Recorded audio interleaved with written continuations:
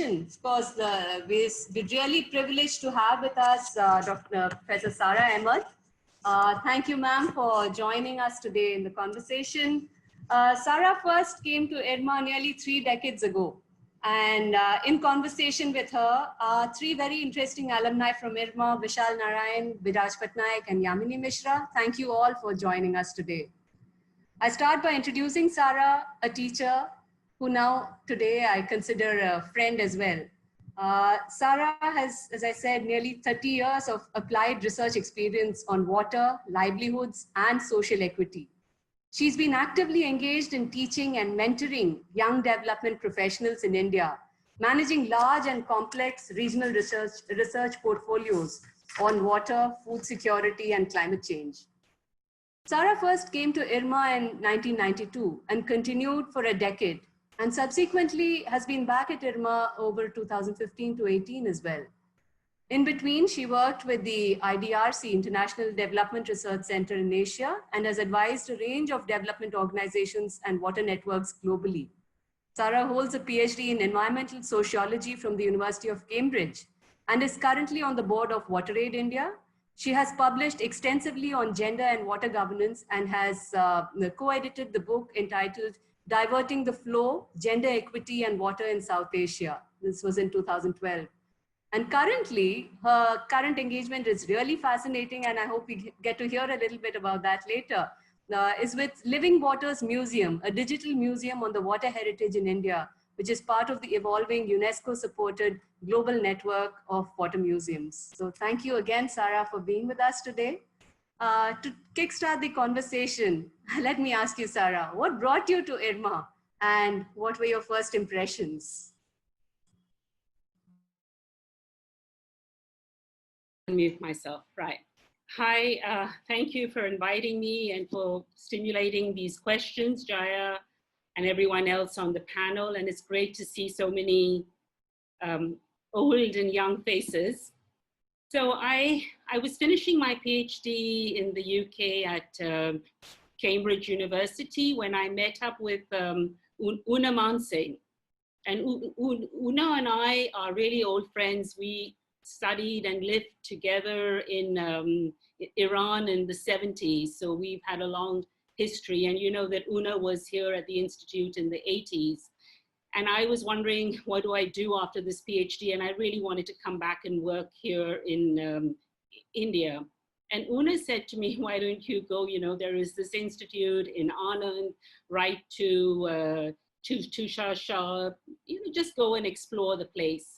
So I came to IRMA in 92 as a visiting fellow, and outside Tushar's office, I bumped into Thomas, Professor Thomas, who again was part of my history. We were together at the University of East Anglia.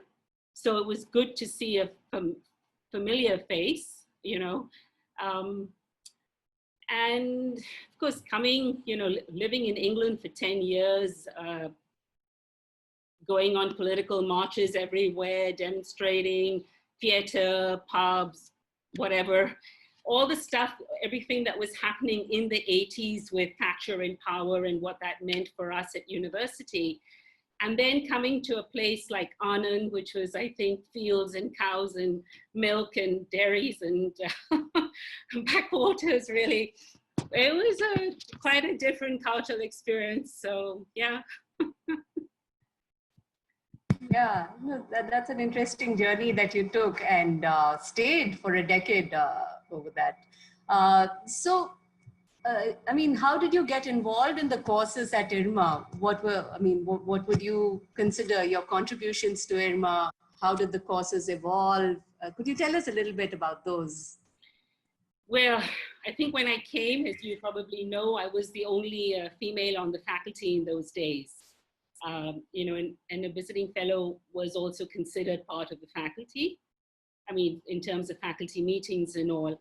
And IRMA was getting projects which required a gender focus, gender lens. I think the first one we had in 92 was from CRIPCO, you know, the DFID funded rain-fed project up in Panchmahal and Dahod and those areas. And Tushar asked me, you know, why don't I develop the gender portfolio at the Institute at IRMA?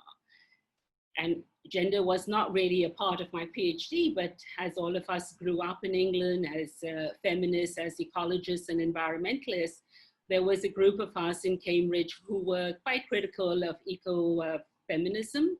And we had a reading circle around that. And then, of course, a lot of my friends were doing their PhDs around gender.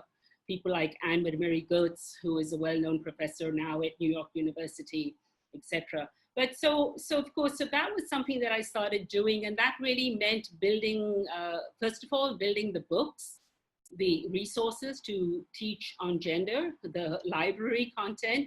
There was stuff, but it was really from the 80s, and we are looking at, you know, we're looking at the 90s. So that was one thing.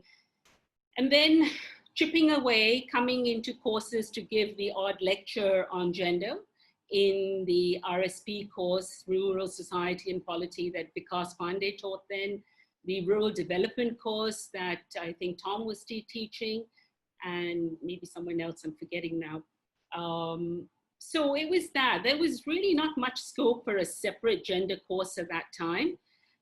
But there was scope in research, in MDPs, in the BOLAC map, of course. There was all of that. But so it was really trying to build my own understanding. And then in terms of IRMA's research, practice work, advocacy, I'll talk about some of those things later, but it was really trying to institutionalize and build that and seeing, you know, of course, in those days also, I mean, many of you are here from the 90s, so there were obviously very, very few female students in the courses at that time, in the classes rather. So that's interesting that initially it started with weaving gender into the various courses that were already there. Till over time, gender and development became a course by itself. So there was a half credit course that was offered and which eventually went on to become a full credit course. So how did that come about? So I think by the time we started building content, by the time we had case studies and experiences, and I knew, you know, what it meant to teach on gender in development, in policy, in practice, and also in terms of institutions and organizations, I thought we were kind of, it was evolving into a nice comprehensive package for an optional course. And that's how we started. I think it was the late 90s when we had a full credit optional on gender. And around 99, 2000, there was a curriculum review. Krishnamurthy, Raju, myself, and one more person, I forget now who that was. And we were looking at what were the values that we wanted in our students when they graduated. What did they need to have? You know, what you all call it, that KMAP or something. I mean, there are others there who know the acronym for that. And one of the values that actually Krishnamurthy or Raju, one of them brought it up, not me. I wanted the men to speak first on this. One of the values was on gender. You know, we wanted our students to be gender sensitive. And then we started to look at the courses and see where is gender being taught. And it was really only optional at that time. So that was where the whole thing about it becoming at least a half credit course came in. And that would have been around, yeah, I mean, I was there to teach it for the first couple of years. In those days, half credit was 15 classes, yeah. And that's right. Yeah, the half credit course was about 15 classes even in our time. So essentially, like it was a journey for IRMA to bring gender into its, you know, thinking, curriculum and all of that. Right. Was there pushback, you know, from within faculty, from students? How was gender as a course, a curriculum received at IRMA? How were those discussions taken at IRMA? I don't think there was really pushback from faculty as such. I don't think anyone opposed it. I mean, I wouldn't say there was, you know, it was, okay, gender Sara or gender Ila Patel or whoever else, you know, it was that.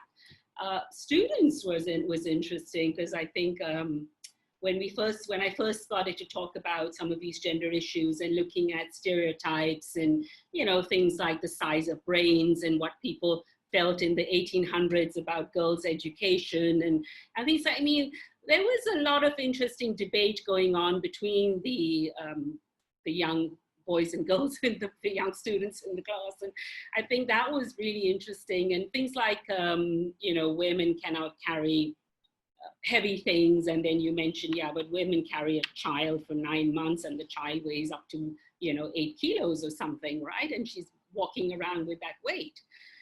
So many things, I mean, many of these stereotypes, there were many interesting discussions. I do remember the first year when we first had this credit full course, that there was this discussion, and then in the following year I had to tell students, you know, like a health warning that you see on your packets of cigarettes, that you know, please go back and obviously debate in the hostels and whatever else you want to do, but stay friends. I mean, there was some pretty contentious debates going on at that time. So that was it, yeah. But of course, a lot of that changed when I went back to teach gender in 2016. So we can talk about that now or later. Yeah, we can come to that later, but this is interesting how it gets woven and, you know, gets mainstreamed in a sense. And yeah, clearly how students also take it. I have one more question for you before I take it over to the panelists. So you mentioned BOLAG maps and, you know, MDPs, etc. But clearly IRMA is an institution which connected with a large range of organizations. And how was IRMA able to influence or contribute to these organizations, you know, through its work or research or any experiences that you could share around those? So a large part of the research that I was engaged in was the natural resource management funding that we had from Ford Foundation. So there were a number of us working on various issues. I mean, water particularly. Tushar, Ballab, Dinesh Kumar, Rakesh, myself. I mean, there were lots of people working around water and institution building. There was JFM, Joint Forest Management work going on. There was not so much on land issues, but land in terms of how it interfaced with livelihoods and FES, Foundation for Ecological Security, and in its previous avatar in National Tree Growers Cooperative Federation, NTGCF. So we were I was particularly quite engaged with a number of these kind of natural resource management types of institutions and organizations. And we were doing a lot of gender capacity building work for them. So we had, oh gosh, I'm forgetting some of the names, but some of the big NGOs who were very male. You know how natural resource management tends to be seen as a predominantly male field, except when you talk about women's participation in community institutions, right? Then you want them to do all the work.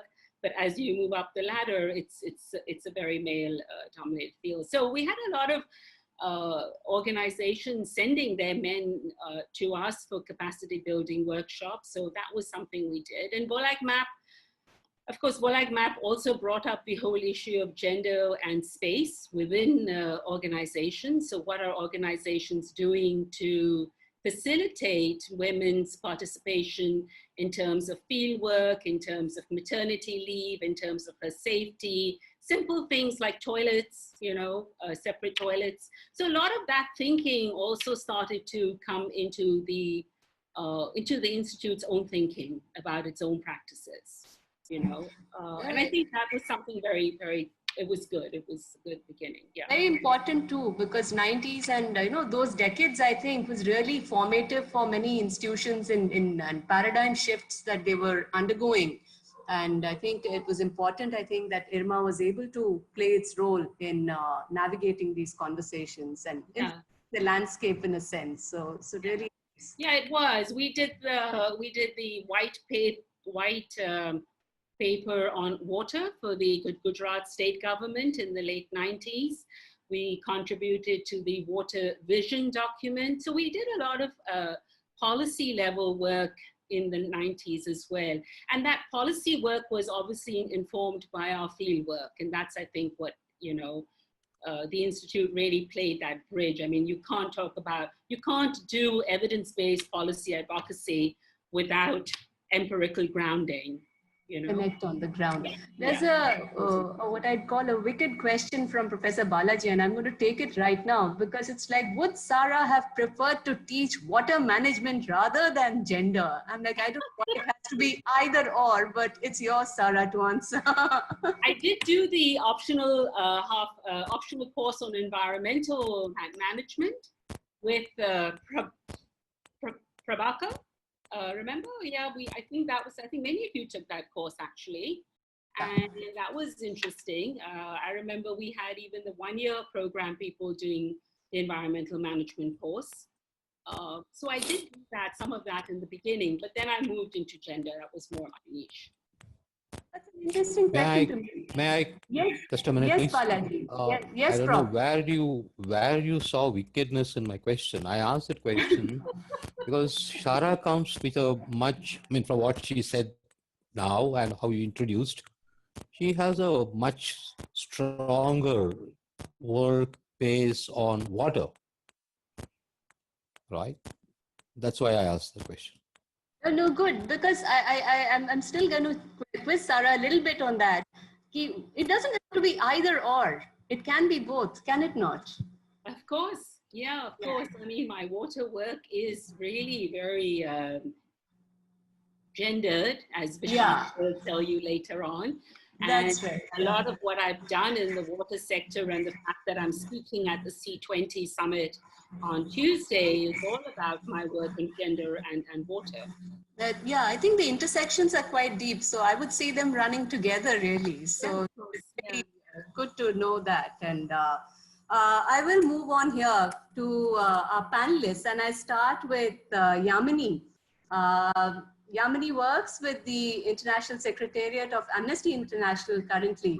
She's the director of Global Issues program, providing leadership and vision and to the organization. And she is the director also of the gender responsive budgeting for the regional of Asia Pacific in the UN Women, and also That's it. and governance and accountability, and has recently been appointed to the advisory group of the UN Secretary General's high-level panel on financing for gender equality. I am so proud, Yamini, I had to say all of this.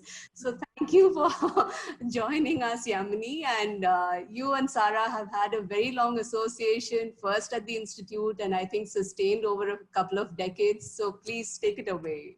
Yeah. Thank you. Wow, Yamini, I didn't know some of these things, so that's good to know. Yes. Well, I really got to know Sara after I left IRMA, which is sad because I spent 2 years there. And you know, in IRMA, how you put a professor in IRMA or in any other educational institute, you put your professors on a pedestal. So for me, she was Sara ma'am, you know, there was no question of even calling her by her first name. But I think I really interacted with Sara only after she left IRMA and I left IRMA. And I remember she's the first professor who absolutely insisted that, no, Yamini, call me Sara, call me Sara. And I was like, no, I can't call you Sara. I just can't do it. You know, probably the hierarchies coming from Bihar were so deeply ingrained in my mind, I just couldn't break them. But Sara absolutely insisted that I call her Sara. And then we just spoke about so many issues. I remember she inviting me to her house in Ahmedabad, and then she moved to Delhi, and so many conversations somewhere in between the personal and the political. So we talked about love, about apolitical love and the politics of hate and user. And I think one issue on which Sara and I disagreed was user fees on water. And I couldn't understand why she was arguing for user fees. And I spoke to her because I was with the Center for Budget and Governance Accountability then, and we didn't support user fees. And Sara explained to me very well what her arguments were for. I don't even remember that, Yamini. Yeah, remember that.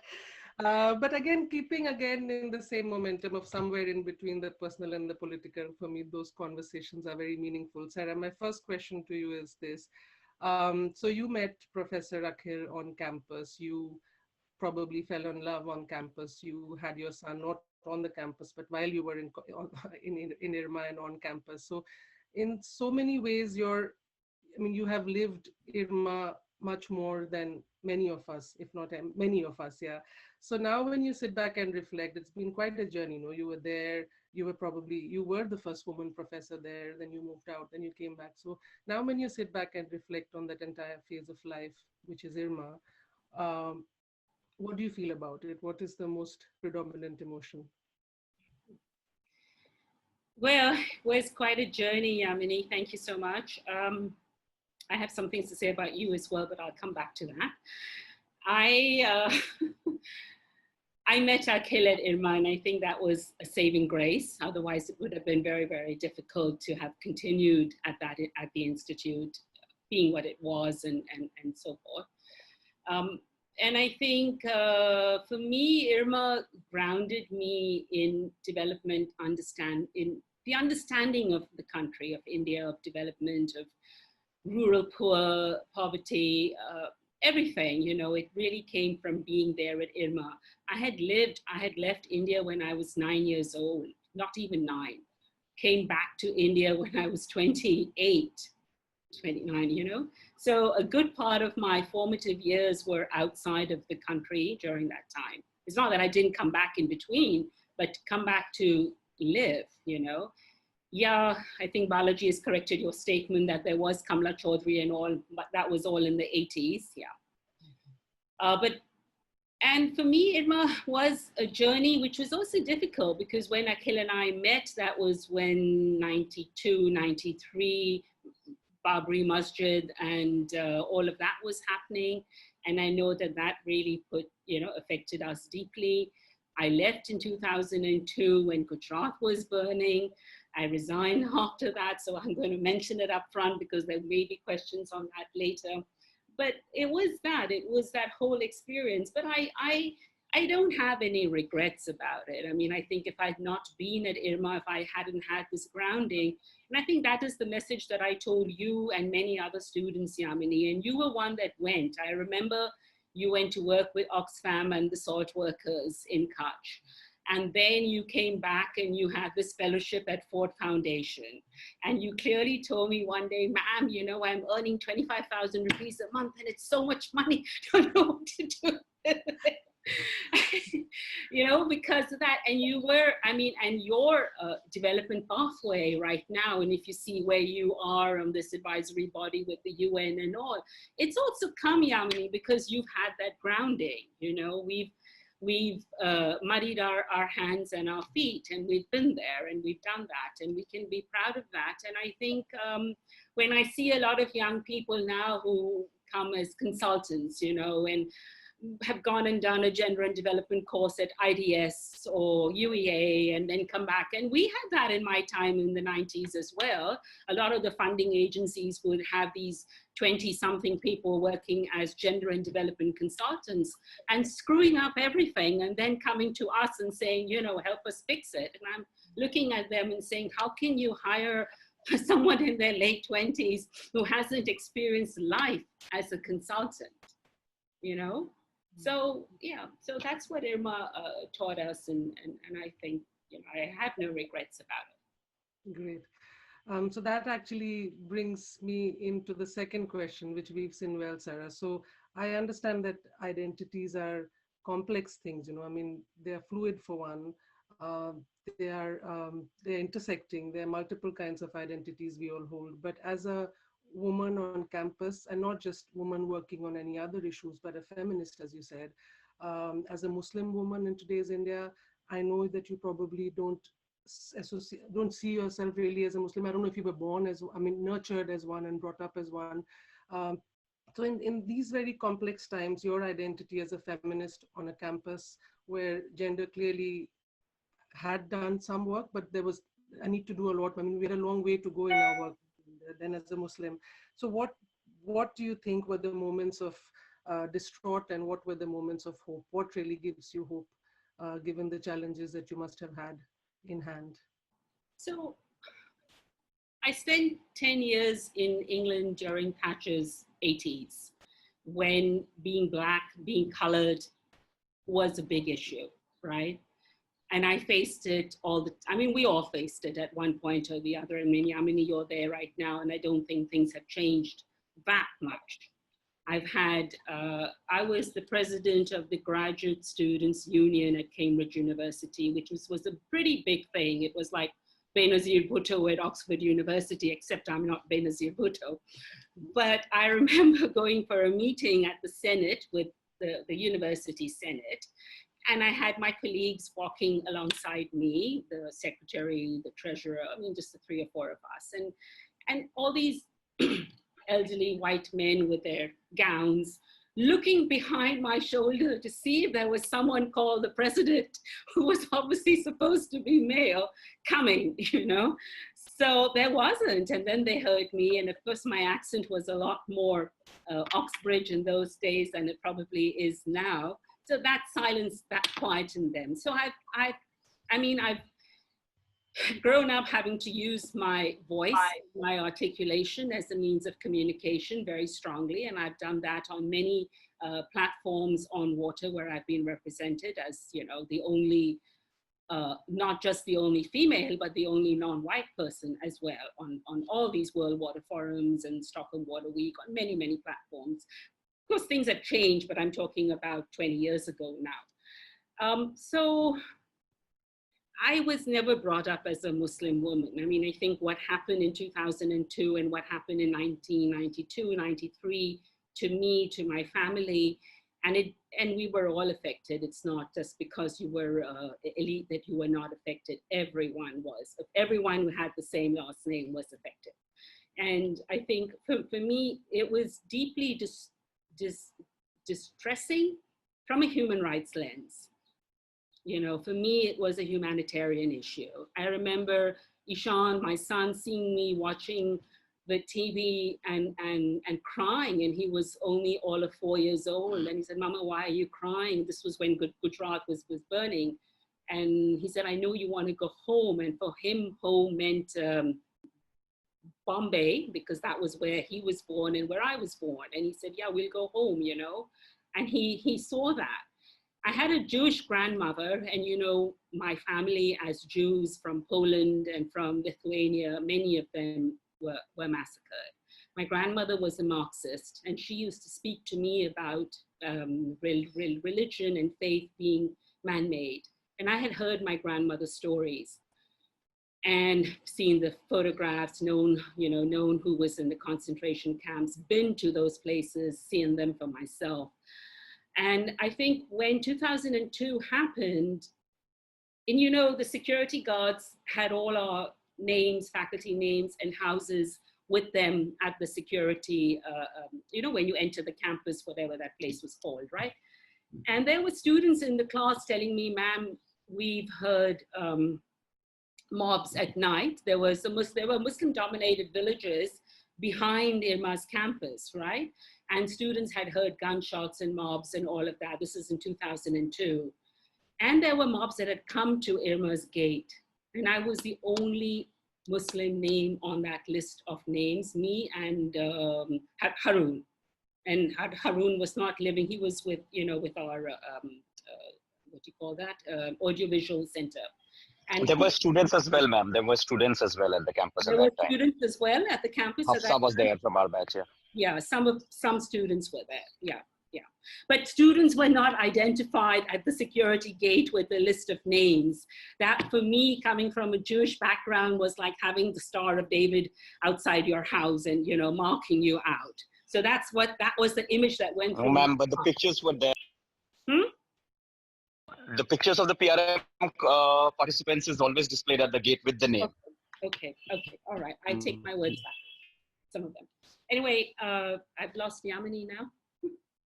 Yamini? I'm here, Sarah. Yeah. So that was and then of course what happened around that time, which I don't think I want to repeat right now. But those were moments of despair, and those were moments where I felt that the campus no longer felt like home, you know, and I thought at the end of a decade that it was time to move on, you know. And, but I have gone back since then, and I have not gone back with any bitterness. In fact, I mean, I've been engaged with IRMA's teaching on the gender course for 3 years till it was scrapped in 2018. So I have gone back, and I even went back much before that for other kinds of meetings and things. So it's okay. I don't have anything. I don't feel bitterness towards the Institute at all. That's great, Sarah. Before I pass on to Vishal, just to say that totally share your pain and your angst and your concerns. But indeed, the 2 years at campus were the two most, almost the two most beautiful years of my life as well. Yeah, thank you, Yamini. And I'm glad to see you doing so well. Yeah, thank you. That was a lovely conversation. And I now move over to Vishal. Vishal was my senior at IRMA and probably among the first batches that Sarah interacted with as well. And again, with Sarah and Vishal have continued to interact over the years. Vishal is currently Professor of Public Policy and Governance at the Management Development Institute, Gurgaon. He holds a PhD from Wageningen University, Netherlands. His academic interests are in the interdisciplinary analysis of public policy processes and institutions, water governance, adaptation to environmental change, and peri-urban issues. Yeah, he's basically, prior to MDI, he was assistant professor, Department of Policy Studies, Terry University. Thank you again, Vishal, for joining us. And over to you for your questions to Sarah now. Yeah, thanks. Thanks a lot, Jaya, for the opportunity. Nice to be connected with with some of my immediate juniors, and nice to get in touch with Sarah again, though with a short gap. And as you mentioned that Sarah and I have worked closely on a number of activities and projects and engagements over the last decade. So paradoxically, when I was a student at IRMA in 93, 95, I hardly interacted with Sarah, and I was surely not in a course on gender and development. And at that time, I couldn't really figure out why I needed to understand gender. But it was only when I started my own research on water, even then, never as a gender specialist or never as someone who wanted to be a gender expert, I found that gender was so basic to water that it was not possible to study water governance, access, distribution control without looking at gender. So even though I never went to the field with a conscious gender lens, it was just too conspicuous. It was just too visible, to stay unnoticed.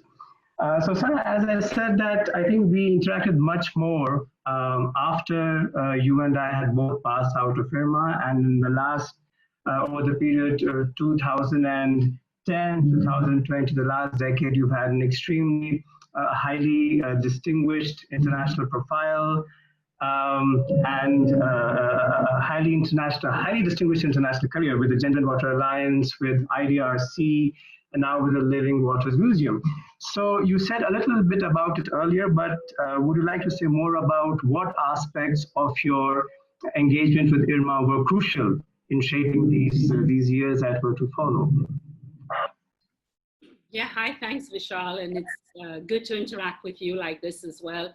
I think when I came to the Institute, when you were there rather, I was very new, quite young. I didn't know what to do and what to teach. So I think you were probably taught more by Akhil than you were taught by me. But yeah, we obviously over the last decade or so had a lot of interactions, both through Saki Waters and through IDRC's work. For me, as I mentioned earlier also, it was the opportunity to do field work through IRMA. We had a number of really interesting big research projects, the one on rural livelihoods with the Swiss, the one that was in the village in Panchmahal, 9 Square Mandala and all that some of you were taught later on. And that plus the exposure to a lot of NGOs in Gujarat. Building my understanding not only of community-based organizations, but the role of civil society. So opportunities at IRMA to work with Seva, to work with Uthan, to work with AKRSP, with Sadhguru. I can just go on and on, the Center for Environmental Education, a number of organizations that I was deeply involved with, not just in terms of research projects, but eventually in various kinds of advisory capacities. And so that, and I think the opportunity also to network through IRMA. Of course, in my time, it was not easy to travel to conferences and do those kind of things. There wasn't funding, you needed permission, etc. But there were there were enough opportunities locally to network within the state and within the country as well. There were many things were happening in the 90s, I would say. I mean, it was the period of reform, but it was also extensions of social movement thinking from the 80s that was also there in the early part of the 90s, with particularly around JFM and around decentralized water governance. You know, so for me, being at IRMA, really, that was where it all began, that whole journey of understanding the local context. Understanding equity, understanding caste discrimination, gender, etc. Yeah. And so then coming back to, your talk about your course on gender and development. So as I said, I wasn't in your course at that time, but when you taught that course, did you notice that male students responded differently to the course than did the female students, one? And secondly, related to this, why do you think there are so few men teaching gender? Why do you think there's so many men doing research on gender, and what would it take to change that? So when we started teaching on gender in the Institute in IRMA, the whole field of men and masculinity and the role of men in gender and development was just beginning. It was the late 90s when IDS and all started working on those things. I mean, I think for a lot of the men in the course, the fact that it was being taught by a woman, the fact that we only talked about women in development was upsetting. You know, like, I mean, gender is not just about women, it's about women and men across different class categories, etc. And it's looking at that relational understanding, right, as a construct, as a social construct. But I think for boys, they found it that predominantly we're talking only about women, their plight, their lack of empowerment, their lack of participation, the workload, etc. And they found that a little bit thing. But there were, also when I went back to teach the gender course, there were a lot of very interesting questions from the boys, particularly about gendered identities, stories about their mothers, their sisters, their aunts. And I remember as recently as 2017, one of them asking me how I managed a Hindu-Muslim relationship for all these 25 years. You know, how did that play out for me? So there were a lot of the young men, I would say, who were also deeply interested in my personal life and personal stories. And there were, so it wasn't that they weren't interested, but there were, of course, challenges. They felt that equality meant that women should do the same job. Women should be in the front line of the army. Women should go down sewage manholes and, you know, things like that. So that's what equality meant, right? Whereas that's not what gender equality is all about. So those are some of the challenging questions that the boys asked, but many of them, as I think I said earlier in one conversation, many of them were quite upset when I was leaving the batch of, what was it, 2002 when I resigned and left. Many of them were quite personally upset. Okay, you were asking about why we have such few male researchers working on gender in India. I think, Vishal, that's a larger function of the patriarchal context of India. I mean, we can see it around us every day. You just have to open a newspaper and see what's happening around you. And I think in the 90s, there was work happening around men and masculinity, and Oxfam and other organizations were putting in resources into that. I have male friends who are gender trainers. And we had Barry Underwood at AKRSP in the 90s. And he was, you know, lots of people have learned gender work from him, from Barry. He was a super gender trainer. So we have examples like that across the country. They're few and far between. And I think like your own understanding, yeah, how that evolved, you, Anjal, etc. I remember when you were at IRMA a couple of years ago when I was doing this gender course, you came in and spoke to the class, and that really makes a difference. you know, hearing a young man speak about gender makes a difference. So I wish at the Institute that there were more men engaged with the gender course as well, that there were men who were willing to come in and teach, and maybe we didn't do enough on that, you know, maybe, you know, sometimes you have a separate gender unit rather than mainstreaming gender, which is, I think, there's always been that debate. Do you have a separate course on gender or do you mainstream it? And what IRMA is trying to do now is hopefully mainstream it, but without the capacity to do so, the intellectual capacity to mainstream gender.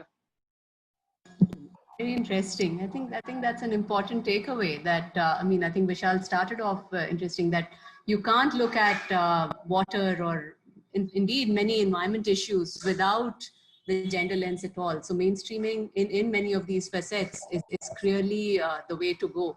And I think the contributions both Vishal and you have made, I think, are pretty remarkable. So thank you, Vishal, for those questions and the conversations there. Over to Viraj now. Viraj, fortune of being in the same class for 2 years. And what an interesting journey he's had. Viraj currently heads the National Foundation for India, one of India's oldest and largest independent philanthropy organizations. Prior to joining NFI, of course, Viraj was the Asia Director of Amnesty International, and he was also formerly Principal Advisor to the Commissioners of the Indian Supreme Court in the Right to Food case for close to a decade, during which time Sara and he interacted quite a bit again. Biraj is a well-known human rights activist. The last 2 days he's been quite busy with some of these protests that are going on across the country. And he's founded the Mitanian Community Health Worker Program in Chhattisgarh and is currently Honorary Research Fellow at Coventry University. So over to you, Biraj. Again, so proud of you, and please ask your question. Yeah. Thanks, JP, for that extremely generous introduction. It seems like I'm back to class now with Professor Vaswani, Professor Pathak, Professor Rajesh Agarwal, Professor Arul, so many of the people that we Professor Vaswani also, here people we interacted with in IRMA here, and of course Sara. And I had the good fortune of having interacted closely with Sara during IRMA as well. She was my faculty advisor. We did have such a thing, and when I reminded people that she was my faculty advisor, most of my batchmates got back to me and said, "What was that?" And then I said, "Well, that was just an excuse to have biryani at her place." And I've had, of course, a very close interaction and a lot more biryanis over the years with Sara. So good to see you here. Sara, I just, what I want to know from you is that you've had 2 stints in IRMA. The first stint, of course, was from 92 to 2002, which was a decade. And then you came back in 2016 as a visiting faculty. So you've seen IRMA with you know, in 2 distinct times. What in your opinion were the major changes that you saw at the Institute in your second stint, both positive and negative? And how did you see the Institute transitioning over the years? Hi, Viraj. I knew there was a connection that was there as a faculty advisor or something. Right. Okay. Thanks for reminding me. So, you know, Viraj, when I came back to teach in 2016, it was because Gmol asked me when I left, when I was resigning from IDRC, whether I would be interested in taking up the GAD course. And that was a challenge to go back and teach the GAD course after 15 years or more, you know. And of course, restructuring and redoing that entire course. I think one thing that was very clear to me when you teach students now, everyone has access to information through the internet, right? And people bring their laptops to the classes, they Google things for you, they update your you know, the information you're presenting. If it's a graph or a chart from 2017, I can ask the student there, okay, find me the 2019 version, and he or she will. So that kind of thing was there was a big change that, in the old days we taught from those OHPs, those plastic sheets that I had to throw away recently. So a teacher now is more of a facilitator, and that's something that I used to make very clear to my students. All the facts and all, you have them on the net, you have them everywhere you want. Of course, IRMA has more students coming in now, so class sizes are quite big. They've gone through some changes now in allocation, and I think it's 60 students in a class, and a 1.5 hour class, which is quite long, really. More and more students from second tier towns, so smaller towns and all. I mean, that was really good to see. A lot more, of course, there's still a large number of students coming with backgrounds from engineering and girls from humanities and social sciences, but also girls from engineering and from some of the hardcore subjects. Don't forget, I was staying in the ETDC when I would come and teach, so I didn't really have a lot of interaction, but I think when I came back in 2016, there were students imploring me to come back to IRMA as full-time faculty, and I said, no, I mean, this is enough. Some things don't change, the grounds don't change, the buildings are the same. You kind of grow old if you've just lived on that campus and grown old over there. I think IRMA, and we all know that, it doesn't need me to say it, is moving away from questioning development paradigms, questioning the political economy of what is happening, the politics of what is happening right now. So Mukul, who passed away a couple of years ago, was one of the few faculty members who did that from the new lot at the Institute. But it was becoming more of and it probably is becoming more of a technocentric management approach, rather than where some of us come from, thinking about the social, cultural, political, structural context underlying management and development and all. So I think that was there. And I also found walls were quite bare and bereft of thought. To me, when I go to an academic institution, when you were in England as you've been, the walls are screaming out things that everyone is doing and engaging in and all. And I guess right now, all that happens on a computer screen or on social media.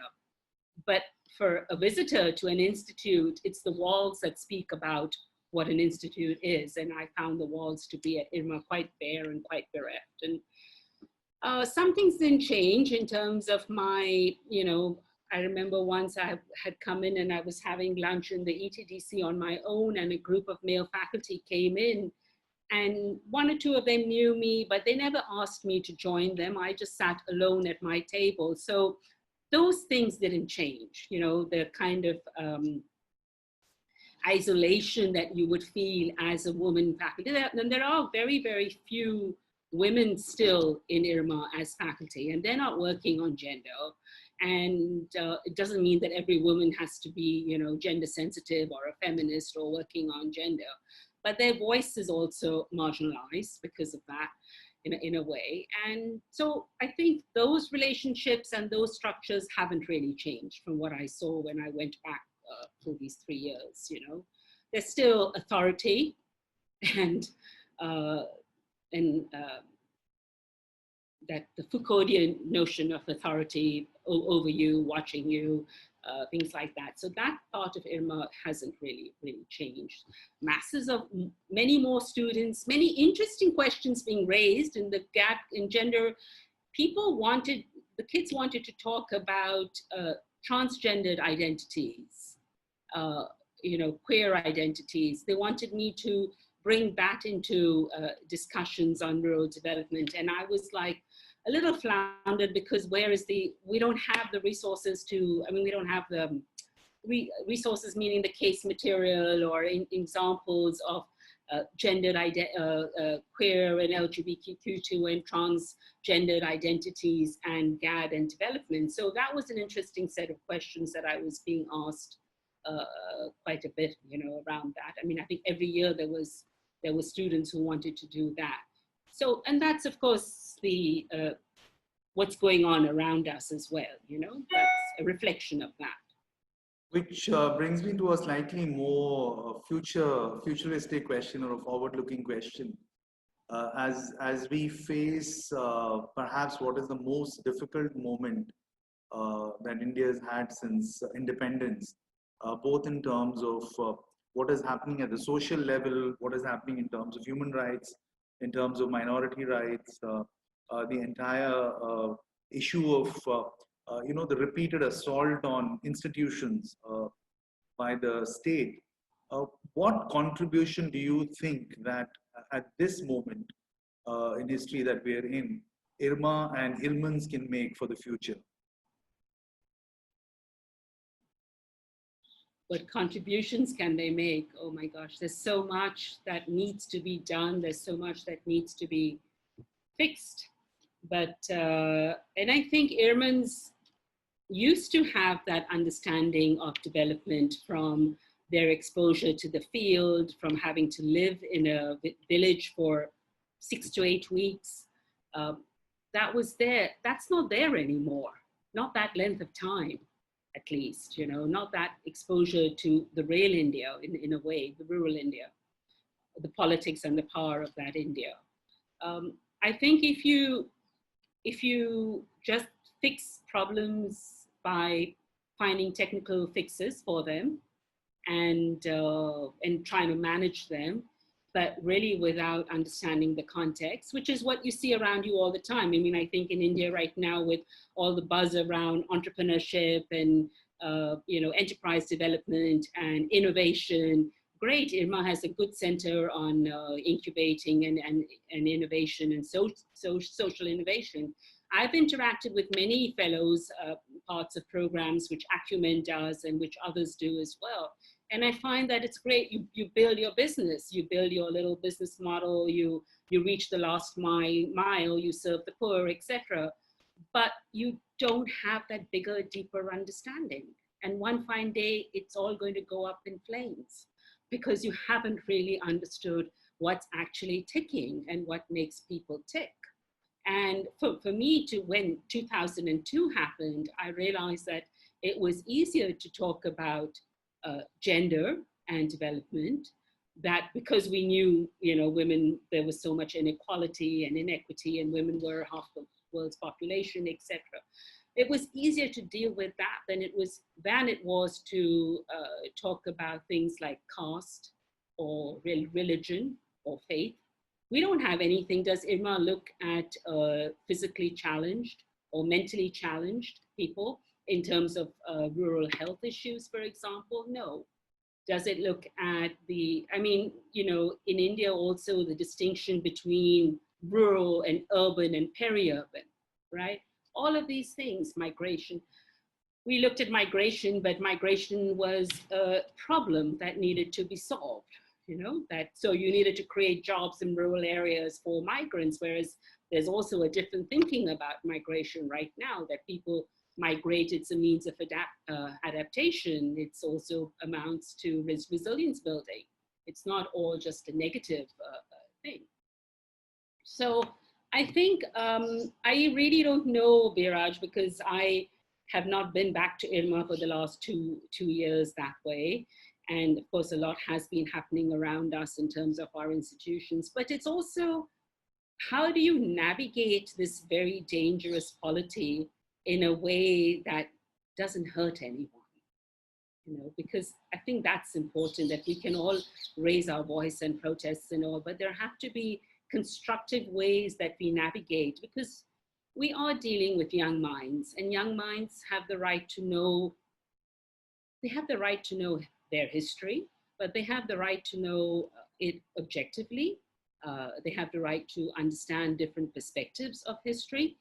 And we have the right to raise our voice, to protest when we want, but to do it constructively, to find ways of doing it in a meaningful manner that can really create a sustainable change. I don't know how that is going to happen. I mean, we had this issue here in Ahmedabad University when the CAA and all that was happening around us. And, many of us went and stood in front of Sabarmati Ashram and did all of that. And there was the equivalent of Shaheen Bagh over here as well. But it was not something the university officially wanted to be engaged with. As faculty, you could do what you wanted to do, you know, but you had to find, so for me, through my work with Living Waters and all, what I find is that the arts is a very good way of communicating, critically communicating. And I have met some of the most amazing artists from India and from the West who engage with political, contested, and cultural spaces, not just around water and climate change, but around things like Black Lives Matter and other things. And in India, people like T.M. Krishna, through his music, I was just hearing his lecture, his talk this morning on Manthan, and the things he was talking about. So music and the arts is, and various types of art, not just painting. And I mean, when I say arts, I don't mean that. So the visual arts, the performing arts, which is what we are trying to do through the Water Museum work. We're also engaging with the arts. And the arts is a way of addressing social change as well. And you can see that, I mean, historically in all our songs of protests and folk music and everything is there. Sorry, I haven't really answered your question about what IRMAs can do, but I've gone on. Okay, let me reframe that. If there were a few things that you could change about where IRMA is today, what would they be?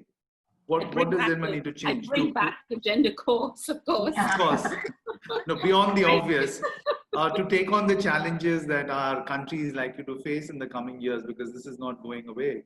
If you had a blank check and you said, okay, change 3 things that we should change at IRMA to make it more future-proof and forward-looking in terms of IRMA solving some of these problems, what would they be? What would those things be? Well, I think many of, it's not just the GAD course that was scratched, it was also rural society and polity that was scrapped. So bringing back some of those, that basic level understanding, bringing back things like fieldwork, because fieldwork is not just for students understanding, but it's also bonded students and faculty in ways. I remember, you know, trekking out with the girls when I went to the field for 2 kilometers to find a place to, for want of a better word, to shit. You know, things like that. So I think those things need to be there at IRMA. That's what builds resilient students, resilient youth, really, in a way. I think that understanding, you know, in our work on water, we talk a lot about an ethical framework for water, and then the need for a new paradigm on water and interdisciplinary thinking and transformative change. These are all nice big words to use, but it really begins, and I used to say that to the Bolag Map students a lot as well, that, you know, it begins with us. We can say what we want about our institutions and our everything else around us, but change really begins with us. So when I think building that life skill education for our students, for IRMANs, building the skills, building the value systems for them is critical, and helping them. And I think this is something we're seeing in the world of work around us.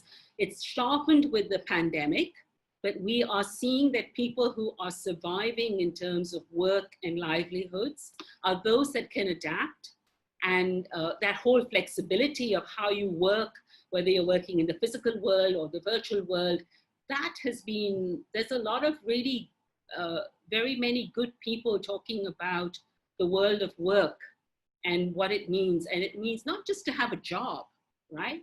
But how adaptable am I? How flexible am I? Tomorrow I'm going to lose my job because of COVID or because of a disaster or something.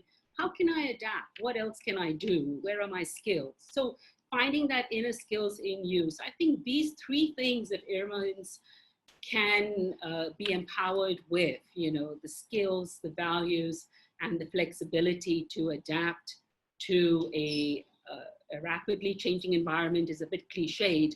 But I would say the way the pandemic caught all of us by surprise, right? And very, very few people. I mean, the other day I was talking to a big Godrej Culture Lab, and they were saying, you know, they're finding it very hard to work in this way, and they want to go on a sabbatical for 2 years. So making that, so being adaptable, there's that Israeli thinker Yuval, what's his last name? The one who wrote Yuval Noah Hariri. Yeah. He talks a lot about this way of work and adapting to how you work. And I think that's something we must teach our students. Don't just go out of IRMA and look for a job, but what are the skill sets that you have, and how will you be able to adapt that if tomorrow you lose your job or the world changes, which it has. The world has changed, Thank you, Sara, and thank you, Biraj, for those very interesting questions. I mean, really, it's about building empathy, building life skills, as you say. I think that's what has stood us in good stead, really. I mean, values that I often say that the 9 months that I spent outside campus were my big learning ground. It's really through living with communities that one learns, and one continues to learn over time, I think. So I think those were very valuable narratives there. So thank you for sharing them with us. I now open out to the audience and invite any of you, if you would, the professors who are here, the participants. If you have any questions, please do raise your hand or unmute and speak. We'd be very happy to have your observations, comments, or questions that you may have at this point. In fact, I see Professor Vaswani here. So Professor, if you would, I mean, we seeing you also after a very long time. If you would like to share something, it would be very nice to hear from you. Please unmute, sir.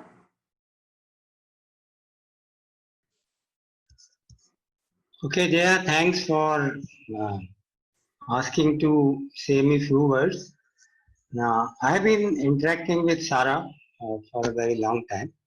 We are in touch because I am also now settled in Ahmedabad. And I again restarted going to IRMA as a faculty. Okay, I am going for last 2 years now and trying to revive my association with IRMA long before.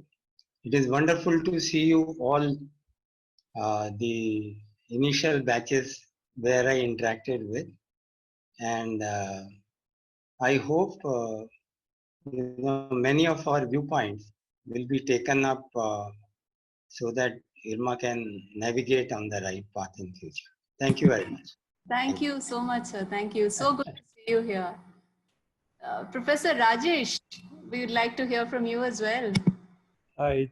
So first of all, wonderful to connect with all of you in this forum, and many of you I'm meeting after a gap of 25, 30 years. So it's wonderful. As far as, and I kind of, in the last 1 hour, I've been back in the memory lanes of IRMA. IRMA was my first employer, and so many great memories of IRMA, and I had the opportunity of connecting with IRMA a few times in the past. Sara has been a great friend. We were almost the same time. I think Sara joined a few months after I had joined. So honestly, my lessons in the field of development have been all through osmotic learning, in several conversations in the, not so much in the official platform, but in the evenings, agreeing, disagreeing, and, arguing about things. But I can't tell you how enriching it was to learn. And I must say that I'll be finishing 30 years of work in a few months now. And the greatest years of my work experience and the quality of the learning that I've had were actually all in IRMA. Without doubt, there's no question. So I think, as I said, my one question that one kind of all of us concern at some level is that the direction in which the institute is kind of slowly going, and the kind of questions that Biraj was attributing to needs to be asked. I think IRMA gave us all the ability to ask good questions in the field of development. I don't think that there were answers for what is rural management for that matter, and those questions have not gone away. But I think instead of dumping those questions have to be put forth rather sharply, because the challenges have become more daunting, if at all, in all the fields of, whether it's poverty alleviation or development or managing rural enterprise. NGOs and whatnot. So I think there's no doubt that an institution of IRMA's caliber of 90s is certainly needed in much bigger force. And yeah, so I think I did participate in one of the jatras and some conversation where the drift was beginning or perhaps was still happening. So yeah, so these are some of the thoughts that I carry. But of course, as far as I said, my own learning in the field of gender, I was completely a novice in the field of everything, so to say, whether it is development or rural management or so, you know, so great opportunity to learn from Sara all these years. Jaya, can I just add to what Rajesh has just said? Because Rajesh, I mean, that was a point I had in my notes that I'd scribbled against the questions, but Vaswani, Rajesh, etc. You know, IRMA in the 90s, there was a lot of bonding on the campus, right? I mean, I was new, I got married, I had my kid.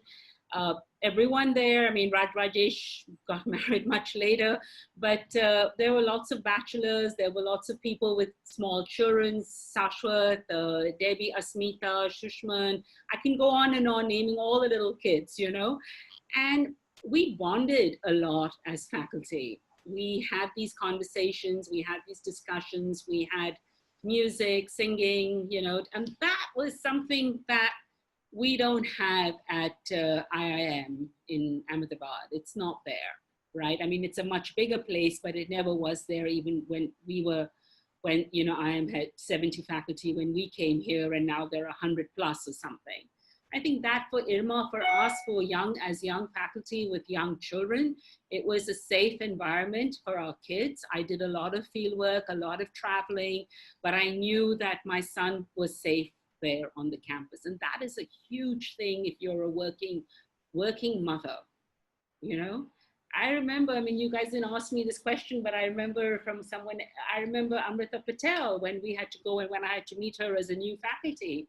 And she very clearly told me that, you know, women cannot be good mothers and good managers or good academics or whatever at the same time. And I was like, yes, you can. And I'm going to prove it to you. And IRMA allowed me to do that. Really, IRMA really was that space that was safe and comfortable and very supportive for that. Exactly what Rajesh has said. Very, very supportive. Yeah. You know, I'm particularly taken by what you said about this whole adaptation and our ability to deal with this extremely fast changing world. I've been semi-unemployed, shall we say, for about 4 years because of situations back home. I even got assignments just when I have a coffee season and I have to be on the farm and these sorts of things. So I've really been, that's why I say I'm more a local person right now. I'm just another ordinary citizen. And so it's really amazing that a lot of adaptation you see because you're just such a, you know, a very in the ground person. But there's very little you can bring together as a project because, you know, you work for NGOs for a long time, you want to projectize everything. But it's really interesting how people are helping others in small little ways and how overnight people just shift, you know, even people you don't think are really badly off that they have to shift a livelihood or an activity. But it's been a very interesting observation for the last 9 months especially. So really, that's something I think all of us would need to build in much more because very often we come into IRMA with thoughts of probably getting a job of some sort, some sort of employment. So that was really something that I'll take back from today. Sure, great. Yeah. Akhil is the one who watches a lot more of these social philosophizing thinkers who talk about work and the world of work and how that has changed, because obviously he's concerned, what job is Ishan going to get? I said, don't worry, Ishan will be okay. He's got, you know, he's gone from engineering to health and he's adapted himself as well. But I think young people have to understand that jobs are not what they were, what you all faced maybe 20 years ago. Those kind of every skill sets are different. People don't want MBAs necessarily. They want people who, I was reading somewhere in American places of work, it's not really MBAs that they want. They want people who've got that bigger holistic understanding, who are creative, who have done philosophy or music or something like that. They know that maybe what makes a good manager is not, you know, how you manage, but your larger worldview of things, your larger thinking. And that is really picking up, and particularly now with the way we're seeing the world change around us. And it's no more theoretical. Yeah. So thank you. You would be able to empathize with the hundreds of migrant workers who trudged home when the pandemic and when the lockdown started, rather, you know. So I hope that our students and IRMANs and alumni and all helped and contributed in whatever way that they could to the first few months of the pandemic, because that's the values that I hope you all have, and I'm sure you've all done that, otherwise you wouldn't be here today listening to me. But that's what I mean about empathy, understanding all of that. IRMA has been a school of life for us, for me in particular. And I think that's something that I value at a personal level. It's not only been about, teaching all of you, but it's been our journey. It's been our personal growth. And that I think is very important. So what IRMA does as an institute, or where it goes, or how it decides to adapt, or how alumni and students want to contribute to IRMA, that will keep on churning away. But how IRMA made you who you are, what was your journey, that is important. And don't forget that, don't forget that starting point. So for people like Yamini and Biraj and Vishal to a lesser extent, but others who are here this afternoon, I've seen you there 20 years ago, 15 years ago, whatever many years ago it was, and where you are now. And I think you each should be very proud of what you're doing, even if it's growing coffee. Salila, I love your coffee, and I'm going to come and visit you. But that's what it is. So for each of us, IRMA has given us something. That is something no one can take it away from us. Absolutely. So well said. I think we'll carry that with us. School of life, really, it's been, and that's what brings us to these sessions also. We're really privileged to have you join us today, and with all your commitments. And I've personally enjoyed watching how your current initiative, Living Waters Museums, is evolving. It's really really nice to watch that. And so thank you, Sara, for this evening. And thank you also the panelists, all the people in the audience, the professors, participants who made time to join us for this session.